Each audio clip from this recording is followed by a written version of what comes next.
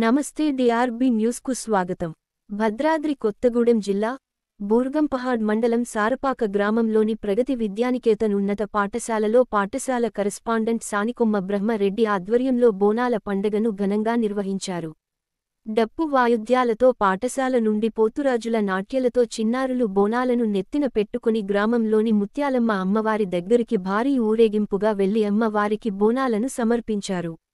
అంతకుముందు పాఠశాలలో నిర్వహించిన కార్యక్రమంలో కరెస్పాండెంట్గా సానికొమ్ము బ్రహ్మరెడ్డి మాట్లాడుతూ, గ్రామదేవత అమ్మవారిని పూజించే పండుగ అని భోజనం ప్రకృతి, బోనం వికృతి, బోనం అంటే భోజనం, దీన్ని కొత్త కుండలో వండి ప్రదర్శనగా వెళ్లి గ్రామదేవతలకు భక్తి ప్రపత్తులతో సమర్పిస్తారని, చిన్నముంతలో పానకం పోస్తారని దానిపై దివ్వెపెట్టి బోనంపై జ్యోతిని వెలిగించి జాతరను కన్నుల పండుగగా నిర్వహిస్తారని, వేటపోతు మెడలో వేప మండలు కట్టి వ్యాధి నిరోధక శక్తిని పెంచే పసుపు కలిపిన నీరు, వేపాకుల్ని చల్లుకుంటూ భక్తులు ఊరేగింపుగా గ్రామదేవతల ఆలయాలకు తరలివెళ్లి బోనాలు సమర్పిస్తారని, ఇలా బోనాల సమర్పణ వల్ల దేవతలు శాంతించి అంటూ వ్యాధులు రాకుండా కాపాడుతారని భక్తుల విశ్వాసం అని వివరించారు. తెలంగాణ ప్రత్యేక రాష్ట్రంగా ఏర్పడిన తర్వాత ఈ బోనాలను రాష్ట్ర పండుగగా నిర్వహిస్తున్నారని వివరించారు. విద్యార్థుల తల్లిదండ్రులు ఇంటి దగ్గర వండిన అన్నంతో పాటు పాలు, పెరుగు, బెల్లం, ఉల్లిపాయలతో కూడిన బోనాన్ని మట్టి, ఇత్తడి, రాగి కుండలలో తలపై పెట్టుకుని పాఠశాలకు తీసుకొని వచ్చారు. బోనాల కుండలను చిన్న వేప రెమ్మలతో పసుపు, కుంకుమ, బియ్యం పిండి ముగ్గుతో అలంకరించి దానిపై ఒక దీపం ఉంచారన్నారు. ఈ కార్యక్రమాన్ని విజయవంతం చేసిన తల్లిదండ్రులకు ప్రత్యేక ధన్యవాదములు తెలియజేశారు.